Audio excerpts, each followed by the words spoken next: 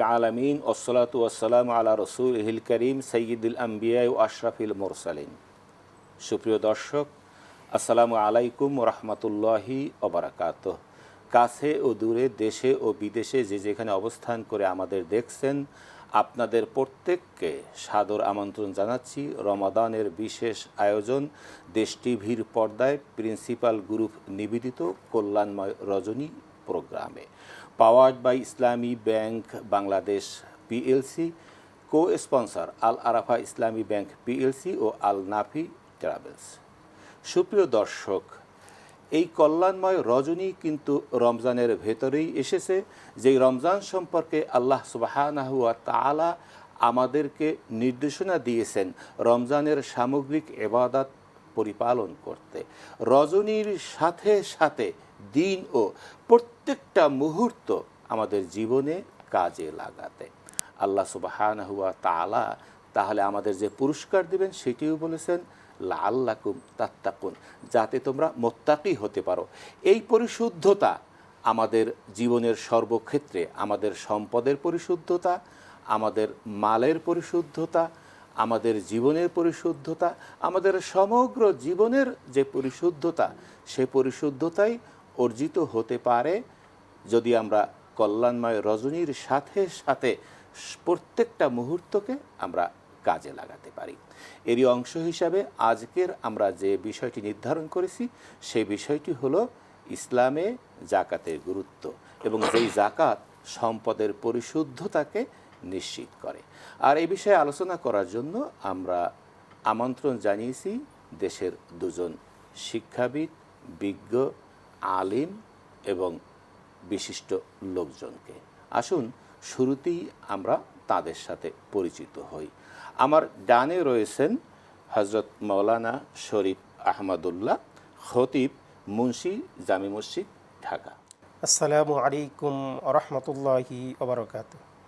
আমার বাম পাশে রয়েছেন ইঞ্জিনিয়ার মোহাম্মদ হাবিবুল্লাহ, SEBP আল আরাফা ইসলামী ব্যাংক পিএলসি। আসসালামু আলাইকুম ওয়া রাহমাতুল্লাহি ওয়া বারাকাতুহু। সুপ্রিয় দর্শক, আমরা আমাদের আলোচক দ্বয়ের সাথে পরিচিত হলাম। ইসলাম আমাদেরকে যেমন আমাদের বাহ্যিক এবং অভ্যন্তরীণ দিকের পবিত্রতার কথা বলে, তেমনিভাবে আমাদের সম্পদের পবিত্রতার কথাও বলে। সম্পদ পবিত্র হতে পারে জাকাত আদায়ের মধ্য দিয়ে। তো কিভাবে আমরা জাকাত আদায় করতে পারি, কখন আদায় করতে পারি, এবং জাকাতের গুরুত্ব ইসলামে কতটা, এ বিষয়ে আলোচনা শুরু করার জন্য অনুরোধ করছি হজরত মৌলানা শরীফ আপনাকে। আলহামদুলিল্লাহ, জাযাকাল্লাহ যে সম্মানিত উপস্থাপক আমাকে আলোচনার সুযোগ দেওয়ার জন্য।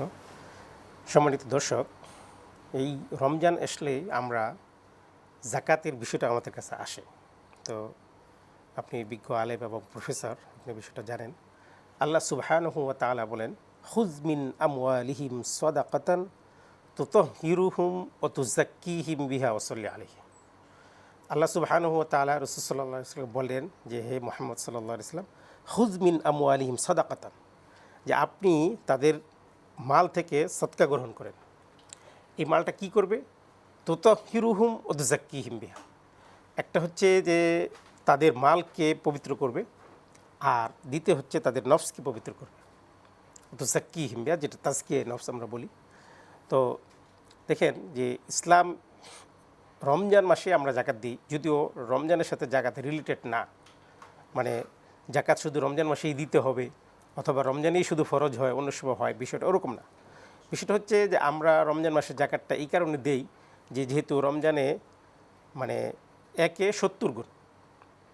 যদিও ইবনুল কাইয়ুম রহমতুল্লাহ আলাই তিনি বলছেন যে মিনিমাম 1000 গুণ। তিনি বলছেন যে রমজানের প্রত্যেকটা ইবাদত 1000 গুণ পাওয়া যায়। তো এই দিকে লক্ষ্য করে আমাদের দেশে বা আমরা সাধারণত ওই জাকাতটা রমজান মাসে আদায় করে থাকি, যাতে এই দানের সবটা যেন আমরা পাই। এখন রমজানে আমরা জাকাত দিব, ঠিক আছে, কিন্তু আমাদের জাকাত ক্যালকুলেশনটা ঠিক থাকতে হবে, এবং জাকাতের যে উদ্দেশ্যে যে জাকাতটা আল্লাহ তাআলা দিতে বললেন, এর স্পিরিচুয়াল যে উদ্দেশ্য, এটা হচ্ছে যে তুযাক্কিহিম বিহা, যে আমাদের আত্মাকে পবিত্র করবে। এখন যদি আমাদের দেশে অনেকে আছে যে অসংখ্য অগণিত টাকার জাকাত দেয়, লক্ষ লক্ষ কোটি কোটি টাকার জাকাত দেয়, কিন্তু আসলে তার জাকাত আদায় হয় না। কেন হয় না? যে প্রপারলি হিসাব করে সে দেয় না। যদি তার জাকাত আসে 10 লক্ষ টাকা, আর সে যদি বিনা হিসেবে 20 লক্ষ টাকাও জাকাত আদায় করে, তার জাকাত আদায় হবে না। তাকে হিসাব করে দিতে হবে। এটা হচ্ছে আল্লাহর বিধান। আরেকটা বিষয় হচ্ছে যে আমরা যে জাকাত আদায় করি, হ্যাঁ, যে লোক দেখানোর জন্য, যেটাকে রিয়া বা ছোট শিরিক বলা হয়, যে হাজার হাজার পিস শাড়ি কিনে দিল, লুঙ্গি কিনে দিল, এগুলো আনতে গিয়ে মানুষ পায়ে চাপা পড়ে মারা গেল, হ্যাঁ, 4-5 জন মারা গেল, এরকম না। এগুলো উদ্দেশ্য না। জাকাতের যে উদ্দেশ্য, যে ব্যক্তিগতভাবে যিনি জাকাত দিবেন তার উদ্দেশ্য হচ্ছে তুতহিরুহুম, তাকে পবিত্র করবে, তার মালকে পবিত্র করবে। কেউ যদি জাকাত না দেয় তাহলে সে নিজেই নিজের জাকাত খেয়ে ফেলে। এটা কত বড় একটা গুনাহ, যে চিন্তা করেন। একটা হচ্ছে যে সে জাকাত দিল না, তাহলে কি করলো? সে আল্লাহর একটা অর্ডার সে ভায়োলেশন করলো, সে আল্লাহর একটা অর্ডার অমান্য করলো, জাকাত দিল না, একটা ফরজ বিধান। যে আপনি চমৎকার বলছিলেন, আপনার নিকট আমরা আবারও আসব। আমরা দেখেছি আমাদের এই সম্মানিত আলোচক যেমনটি জাকাতের গুরুত্বের কথা বলছেন এবং রমজানের সাথে মিলিয়ে বলছেন। আপনি একটি ইসলামী ব্যাংকে আপনার কর্মস্থল এবং সেখানে চাকরি করছেন। আসলে এই যে ব্যাংক যে ইসলাম পরিপালন করে, সেক্ষেত্রে তো ওটা হয় যে মানে সৌরবর্ষ, আর জাকাতটা কিন্তু ওয়াজিব হয় চন্দ্রবর্ষ অনুযায়ী। তো এই হিসাবটা ব্যাংকগুলোতে কিভাবে করে জাকাতের হিসাবটা? ধন্যবাদ সম্মানিত উপস্থাপক আপনাকে। আসলে মোহতারাম যেমনটি বলছিলেন, জাকাত আগে বুঝতে হবে যে জাকাত কি জাকাতের জিনিসটা কি। আল্লাহ পাক কোরআনে বলছেন ওয়াকিমুস সালাতা ওয়াতুজ জাকাত, মানে নামাজের সাথে জাকাতের কথাটা আল্লাহ রাব্বুল ইজ্জাত বলেছেন সূরা বাকারার মধ্যে, আরও বলেছেন। এবং সূরা তাওবার মধ্যে এর খাতগুলো আল্লাহ পাক বলে দিয়েছেন কি কি খাতে দিবেন। আসলে গণনাটা এখানে মুখ্যম। তার চাইতে বড় কথা হলো যে কথাগুলো হচ্ছিল যে জাকাতটা আমরা কেন দিব, কাকে দিব, সেই কথাগুলো যদি আমি একটু আপনি সুযোগ দেন আমার সেটা তো অবশ্যই হ্যাঁ, বলতে পারবেন। যে হলো জাকাত মানে জাকাতের শাব্দিক অর্থ হলো বৃদ্ধি করা, পবিত্রতা করা, বৃদ্ধি করা, পবিত্রতা এবং বৃদ্ধি করা। আমরা আপাতত দৃষ্টিতে আমাদের মনে হয় যে আমি জাকাত দিচ্ছি, আমার 1 কোটি টাকা আছে বা 1 লাখ টাকা আছে, সেখান থেকে 2.5% দিলে তো এটা আমার কমে গেল। বিষয়টা তা না, যেটা মোহতারাম বলছিলেন যে জাকাত অর্থই হলো বৃদ্ধি করা। আমার যত টাকা আছে, আমার কোটি কোটি টাকা আছে, 1 কোটি টাকা আছে, সেখানে ধরে নিতে হবে যে 2.5%, মানে নিসাব পরিমাণ 7.5 ভরি স্বর্ণ এবং 52.5 তোলা রৌপ্যের অধিক যদি থেকে থাকে, সেই পরিমাণ অর্থ যদি থেকে থাকে, সেই পরিমাণ সম্পদ যদি থেকে থাকে, সোনা রূপা না শুধুমাত্র, সেই পরিমাণ অর্থ যদি থেকে থাকে, ব্যাংক ব্যালেন্স হতে পারে, এফডিআর হতে পারে, যা কিছু হতে পারে, সেই টাকার মধ্যে কিন্তু 2.5% হলো আমার হক না, এটা হলো গরিবের হক, এটা হলো মিসকিনের হক, এটা হলো যে 8টা খাতের কথা যেটা উল্লেখ আছে তাদের হক, মানে জাকাত দিতে হবে এখানে। সেক্ষেত্রে ওই টাকাটা আমার না, ওটা ধরে নিতে হবে। আমি যদি সেটা খেয়ে ফেলি, যেটা মোহতারাম বলছিলেন, তাহলে সেটা হলো অন্যের হক নষ্ট করলাম, আমি হক্কল এবাদের আমি দোষী হতে পারি আল্লাহর দরবারে, আল্লাহ না করুক। তাহলে এই জিনিসটা আমাদের খেয়াল রাখতে হবে ধনী গরিব নির্বিশেষে, যে আসলে আমার ওই সম্পদ পরিমাণ মালিক আমি হয়েছি কি না, সেই জিনিসটাই মুখ্যম, যে আমি জাকাতযোগ্য কি না। আমরা আনফর্চুনেটলি লক্ষ্য করি যে আমাদের দেশে দেখেন বিভিন্ন ফেস্টিভ্যালে, আমি কোরবানির ঈদের কথাই ধরি, যদি কোরবানির সময় অনেক লোক ধার করেও কোরবানি দেয়, কোরবানি দেওয়া ওয়াজিব, কোরবানি দেয় যে ছেলেরা কি খাবে না খাবে, মানুষের বাড়ির গোশত দিকে তাকিয়ে থাকবে, আমার দিতে হবে, লৌকিকতা, লোক দেখানো জিনিস। আল্লাহ পাক লোক দেখানো কোনো ইবাদত আল্লাহ পাক পছন্দ করেন না। কিন্তু জাকাত সম্পর্কে খুব দুঃখজনক হলো সত্য যে আমরা কতজন সচেতন বলেন, অনেকের অনেক টাকা আছে কিন্তু জাকাত দিতে আমরা রাজি না। হ্যাঁ, এখানে যেটা ফরজ করেছেন আল্লাহ পাক যে এই টাকাটা তোমার না, দিতে হবে, কারণ এই জাকাত রাসূল সাল্লাল্লাহু আলাইহি ওয়াসাল্লামের হাদিস হলো জাকাত ও কান্তারাতুল ইসলাম, জাকাত হলো ব্রিজ সমন্বয় করার জন্য, কার সাথে? ধনী এবং গরিবের সাথে। ধনী গরিবের বৈষম্যতা দূর করার জন্যই জাকাত। জাকাতের ফলে জাকাত যদি প্রপারলি দেওয়া হয়, সমাজে যদি সুষ্ঠু বন্টনটা জাকাতের হয়, তাহলে মানুষ গরিব থাকবে না, দেশে এই বৈষম্য থাকবে না, যেটার মুখ্যম উদাহরণ হলো হযরত ওমর রাদিয়াল্লাহু তাআলা। এই যে ইসলামী ব্যাংকগুলো যে রয়েছে, এই ব্যাংকগুলোতে তো অনেকে জাকাত কেটে রাখতে বলে বা জাকাতের অংশ থাকে, মানে এ বিষয়ে আসলে ব্যাংকগুলো এইটা কি ব্যাংকগুলোতে কাজটা যদি করে? সেরকম ইনস্ট্রাকশন দেয়া থাকে, আসলে তো ব্যাংকের এটা নীতি নির্ধারক না যে অমুকের জাকাত ব্যাংক কেটে রাখবে। না, আসলে তো এই ধরনের- কেটে রাখে না, মানে জি। নির্দেশনা দেওয়া এটা থাকলে যদি কি করে? নির্দেশনা দেয়া থাকলে সেটা প্রপারলি ওটা ডিস্ট্রিবিউট হয়, আমাদের যে সমস্ত জাকাত ফান্ড আছে সেই সমস্ত ফান্ডে এগুলো দিয়ে দেওয়া ওই হয় 8টা আর কি খাতে properly। কিভাবে ব্যয় হয়? 8টা খাতে তো ব্যাংক না শুধু, এটা সবার জন্যই প্রযোজ্য যে 8টা খাত বলা হয়েছে, মিসকিন, ফকির, মুসাফির, অথচ ধনী হলেও মুসাফির যদি ধনী হয়ে থাকে সেও যদি এখানে এসে অর্থ কষ্টে ভোগে তার জন্য এটা প্রযোজ্য। জাকাত প্রদানকারী যারা থাকবে, কর্মকর্তা থাকবে, তাদের জন্য এটা প্রযোজ্য।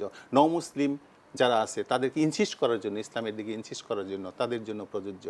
আল্লাহর ফি সাবিলিল্লাহ, আল্লাহ রাস্তায় দিয়ে দেওয়ার জন্য সেটাও প্রযোজ্য।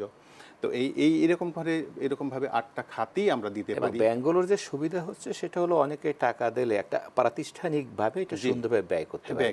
আরেকটা কাজ করতে পারে, এই যে মানে 354 দিন আর 365, যে 11 দিনের ব্যবধান থাকে, যার কারণে আপনার ব্যাংক বা অন্য একটা ইসলামী ব্যাংক যখন জাকাতটা কাটে 2.5-এর পরিবর্তে 2.8 কাটে, কারণ ওখানে কয়দিন বেশি হচ্ছে সৌরবর্ষ হিসাবে, এবং এই টাকাটা তখন মিলিয়ে মানে একটা খুব সিস্টেমের মধ্যে এনে ওটা বিতরণ করা সম্ভব। এটা সরকারি ব্যবস্থাপনায়ও সেটা হয় বটে, সরকারি ব্যবস্থাপনায়ও কিন্তু সেই সিস্টেমটা চালু আছে।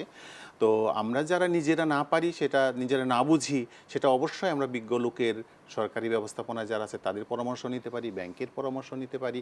যেটা বলা হচ্ছিল, মোহতারাম বলছিলেন যে জাকাত শুধুমাত্র যে হলো রমজানে দিতে হবে সেমন না, সারা বছরই দেওয়া যায়, তবে বেশি সওয়াবের আশায় রমজানে দেয়। সেটা আমাদের সাহায্য চাইলে, ব্যাংকের যে কোনো বিজ্ঞ লোকের সাহায্য চাইলে সেটা করে দিতে যে পারে। একটি অসাধারণ কথা বলেছেন যে জাকাতের সম্পর্ক কেবল রমজানের সাথেই নয়, অর্থাৎ সমগ্র মাস ব্যাপী জাকাত দেওয়া যেতে পারে।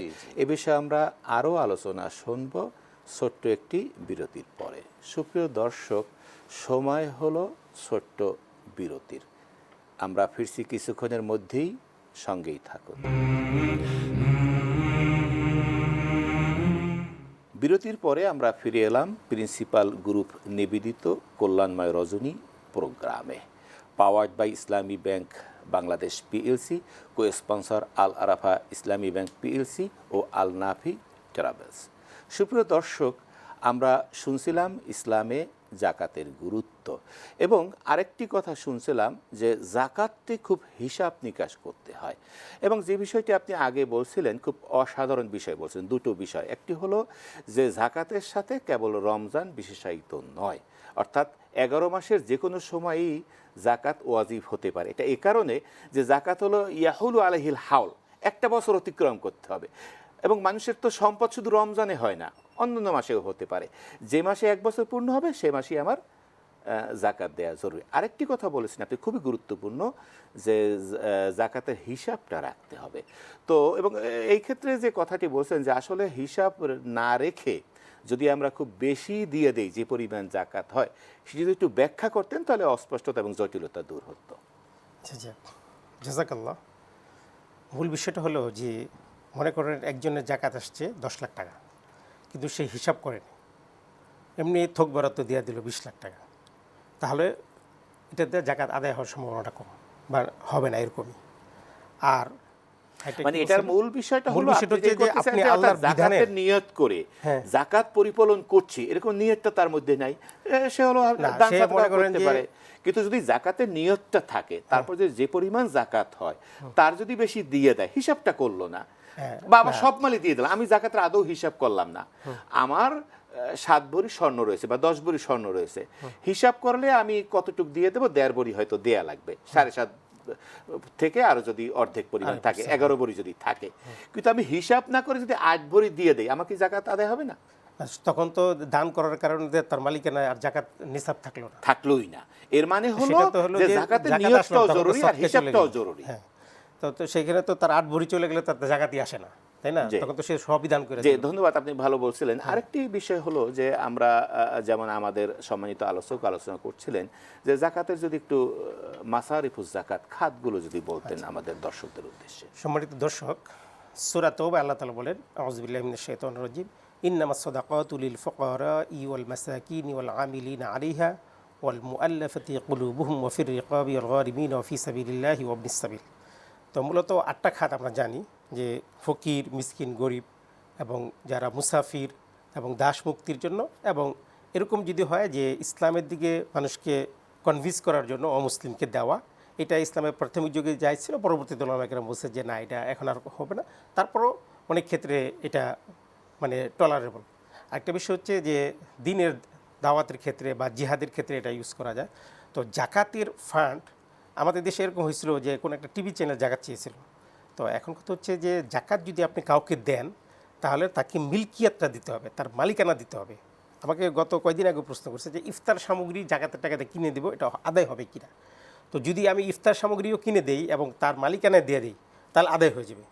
কেউ আছে যে জাকাতের টাকা দিয়ে না, একটু বলি, মালিকানায় আমি ইফতার সামগ্রী কিনলাম, মালিকানায় দিলাম এবং দিলাম একজন ধনী ব্যক্তিকে, আমার জাকাত আদায় হবে না, সেটা তো হবে না, মাসরাফে তাহলে জাকাতে আপনাকে পড়ে দুটো না। কথা বলতে হবে। একটা হলো সেটা তো সেই মালিকানায় যেমন খাতেই পড়ে দেয়া, না, হ্যাঁ। তাহলে টিভি কর্তৃপক্ষ যখন চাইলো, টিভি কর্তৃপক্ষ তো ধরেই নেওয়া হয় একজন ধনী মানুষ। একটা টেলিভিশন বাংলাদেশের প্রেক্ষাপটে যে একটা টেলিভিশনের মালিক হয়, সে কি জাকাত খাওয়ার যোগ্য? না, বাংলাদেশের প্রেক্ষাপট না, আমি জাস্ট মাসলাটা বোঝার জন্য বলি। জি, মনে করেন একটা টিভি অর্থাৎ চ্যানেল দুটো জাকাত ব্যাপার। চাইছে। একটা হলো টিভি কর্তৃপক্ষ যদি এমন হয় যে অত্যন্ত গরিব জাকাত খাওয়ার যোগ্য, তার টিভি কর্তৃপক্ষ হওয়া সম্ভব না, নয়। এটা না। অর্থাৎ মূল বিষয়টা হলো জাকাত তো খায় খুব যে টিভি গরিব চ্যানেলটা মানুষের। ইসলামী দাওয়া প্রোগ্রামে চাইছে, মানে আল গারিমিনা ওয়াফি সাবিলিল্লাহ, ওয়াফি সাবিলিল্লাহর খাত থেকে মানে টিভি চ্যানেল জাকাত চেয়েছে যে আমাদেরকে আপনারা জাকাতের টাকাগুলো দেন, আমরা এই টিভির মাধ্যমে ফি সাবিলিল্লাহ কাজটা করব। তো এইটা ফিসাবিলিল্লাহ যদি আমি ধনী হ্যাঁ। ব্যক্তির কাছে পৌঁছাই, অর্থাৎ আমি না, জাকাতের টিভি টাকা চ্যানেল নিলাম, যেহেতু দিনই কাজ করবে হ্যাঁ। এবং দাওয়াতের উদ্দেশ্যে একটা চ্যানেল প্রতিষ্ঠা হতে পারে, এটা আধুনিক জামানায় হতে পারে। তো এইটা নিয়ে ওলামায়ে কেরামের মাসালা যেটা ছিল, আসলে আমি মূল জায়গার থেকে অন্য জায়গায় বেশি আলোচনা হয়ে যাচ্ছে। মূল বিষয়টা হলো যে এটা যেহেতু টিভি চ্যানেল নিজস্ব কোনো মালিক নাই, সেহেতু ওলামায়ে কেরাম তখন বলছে যে না, আসলে যেহেতু মালিকানা কারো নাই, সেখানে দেওয়া যাচ্ছে না জাকাতটা। তো মূল যেটা আমি বুঝাতে চাচ্ছি সেটা হচ্ছে যে আপনি তাকে সেলাই মেশিন কিনে দেন, গরু কিনে দেন, সাইকেল কিনে দেন, আর রিক্সা কিনে দেন, যাই কিনে দেন, আপনার কাছে মালিকানা রেখে দেওয়া যাবে না, যে এটা মালিকানাটা হস্তান্তর করতে যে হবে। আপনি অনেকে আছে এরকম করে। সুন্দর বলছিলেন, এবং আমাদের আলোচনায় যেটি হলো সেটি হলো মালিকানা যেমন দেওয়া, আর একটা হলো যাকে আমি জাকাতের উপকার পৌঁছাবো সে অবশ্যই ফকির এবং মিসকিন হতে হবে, মানে ধনী এই ব্যক্তি হবে না। খাটের বাইরে অর্থাৎ দিলে তো লাভ দাওয়াতের কাজও যে করব, আমি একজন ধনী ব্যক্তিকে যদি দাওয়াত দিতে যাই, জাকাতের টাকা দিয়ে ধনী ব্যক্তিকে না, সেটা দেওয়া দেব যাবে না। না। দাওয়াতও দেব, সে ব্যক্তি অবশ্যই গরিব হতে হবে। আপনি জাকাতের ইফতারি খাওয়াবেন, কিন্তু তাও ধনী না, ব্যক্তিকে। ধনী ব্যক্তি তো ধন্যবাদ, হবেই খুব না, কারণ ভালো এটা তো বলছিলেন। মুশাররফে জাকাতের ভিতরে পড়ে যে না। এবং আপনিও যে বিষয়টি আলোচনা করছিলেন, যে সেটি হলো এই যে জাকাত যারা লাভ করছে, তাদের সঙ্গে আমরা কি আচার বা কি ব্যবহারটা আমরা করতে পারি? ধন্যবাদ সম্মানিত উপস্থাপক, আপনাকে খুবই ভালো একটা প্রশ্ন করেছেন।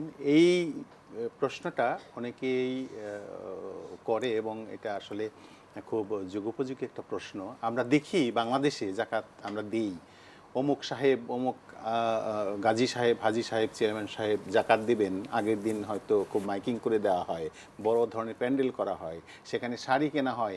শাড়ি কেনা হয় কোত্থেকে? এখানে জাকাতের শাড়ি লুঙ্গি পাওয়া যায় ওই দোকান থেকে। মাইন্ড ইট, যে এখানে জাকাতে শাড়ি লুঙ্গি পাওয়া যায়, তার মানে জাকাত গ্রহীতা কত বড় নিকৃষ্ট যে তার জন্য নিম্নমানের শাড়ি লুঙ্গি বানানো হবে এবং দোকানে রাখা হবে, সেখান থেকে কিনে এনে স্তূপ করে রাখা হয়, সেগুলি নিতে এসে খুব ভোরমোর হয়, ভাঙচুর হয়, মারামারি হয়, কেউ মানে মারাও এরকম হয়েছে, মারাও গেছে বা এবং কোরআনুল কারীমে একবার সরাসরি নিষেধাজ্ঞা আছে যে খারাপ মাল দানের উদ্দেশ্যে ব্যবহার করা যাবে না। একটি আয়াতের সারসংক্ষেপ। জি, কিন্তু সেই জন্য আমি বারবার হলো এই কথাটাই আমি উল্লেখ করলাম যে দেখেন আমাদের সামাজিক ব্যবস্থা, তো সেখানে এটা কিন্তু জাকাত প্রদানের মূল বিষয়বস্তু না, সিস্টেম না। উমর রাদিয়াল্লাহু, যেটা আমি প্রথম বলতেছিলাম, উমর রাদিয়াল্লাহু তাআলা আনহুর সময়ে জাকাত গ্রহীতা পাওয়া যেত না। ওনার শাসন ওমর ইবনে আব্দুল আজিজ, উমর ইবনে আব্দুল আজিজ, জি আমি আপনি ঠিক বলেছেন। তার শাসনামলে হলো কোনো জাকাত গ্রহীতা পাওয়া যেত না। কেন পাওয়া যেত না? একজন যিনি জাকাত পাবেন, একজনের জাকাত, আমার জাকাত যা আসছে সে 2 লাখ 1 লাখ আসছে, আমার টার্গেট থাকবে সমাজের 2 জন নিরীহ মানুষকে, 2 জন যারা জাকাত পাওয়ার যোগ্য, এরকম 2 জন বা 5 জন বা 10 জন, যে কজনকে পারি আমি তাদেরকে হলো স্বাবলম্বী করার তাদেরকে আমি একটা রিক্সা কিনে দিতে পারি, তাদেরকে আমি একটা সেলাই মেশিন কিনে দিতে পারি, মহিলা হলে তা একটা টং ঘর বানিয়ে দিতে পারি চা বিক্রি করার জন্য। দেখা যাবে যে কালক্রমে ইনশাআল্লাহ তাআলা সেই বছর আগামী বছর না হোক তার পরের বছর তার হলো জাকাত আর নিতে হবে না, সে জাকাত প্রদান করবে, নিসাব পরিমাণ সম্পদের মালিক হয়ে যাবে ইনশাআল্লাহ তাআলা, হতেই পারে। তো এরকম করে যদি আমরা বিত্তবান যারা আছি টার্গেট নেই যে আমি এই শাড়ি লুঙ্গি না, আমি সমাজের 100 জন মানুষকে প্রতিষ্ঠিত করব বা আমি 50 জনকে প্রতিষ্ঠিত করব, সবাই মিলে যদি আমরা যারা বিত্তবান আছি, যারা জাকাত মানে নিসাব পরিমাণ সম্পদের মালিক আছি, তারা যদি এইভাবে টার্গেট করি, তাহলে সমাজে আর এই বৈষম্যটা থাকবে না। ধনী দরিদ্র বৈষম্য, যেটা আমি শুরুতেই বলছিলাম, রাসূল সাল্লাল্লাহু আলাইহি ওয়াসাল্লাম হাদিস থেকে আমি উদ্ধৃতি দিয়ে বলেছিলাম যে এই বৈষম্য দূর করার যে ব্রিজ, সেটা কিন্তু আমাদের আপনি যেমনটি আগে বলছিলেন যে রাষ্ট্র জাকাত উত্তোলনের কাজটা করে, সেখানে ব্যবস্থাপনাটা কতদূর কি আছে? রাষ্ট্রের ব্যবস্থাপনা তো যেমন জেলা প্রশাসক ওখানে হয়, ইসলামিক ফাউন্ডেশন যে জেলা কার্যালয়গুলো আছে সেখানে জাকাত প্রদান করা হয়, এবং ইসলামিক ফাউন্ডেশন কেন্দ্রীয়ভাবে করে এবং সেটি বিতরণ করে, সে ব্যবস্থাটা আছে। ধন্যবাদ আপনাকে চমৎকার আলোচনা করার জন্য। ধন্যবাদ আপনাকেও আমাদের সঙ্গে এতক্ষণ সময় দেওয়ার জন্য। সুপ্রিয় দর্শক, ধন্যবাদ আপনাদেরকেও আমাদের সাথে এতক্ষণ থাকার জন্য।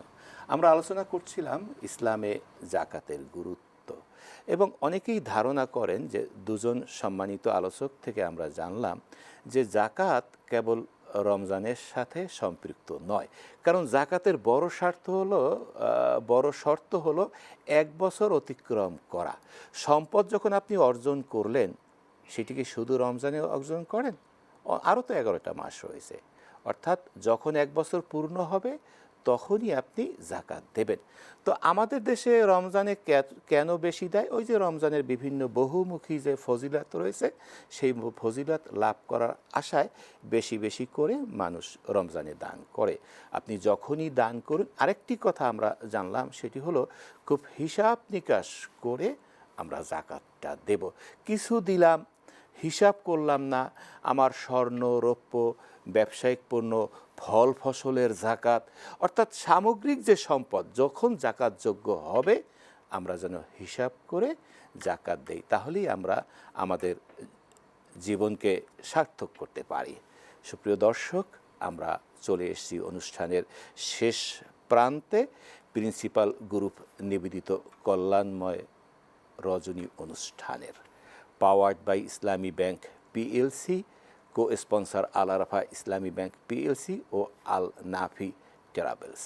আমরা কোরআনের তেলাওয়াত শুনতে শুনতে বিদায় নেব। আসসালামু আলাইকুম ওয়া রাহমাতুল্লাহি ওয়া বারাকাতুহু। আউযু বিল্লাহি মিনাশ শাইতানির রাজীম। বিসমিল্লাহির রহমানির রহিম। ওয়াদ-দুহা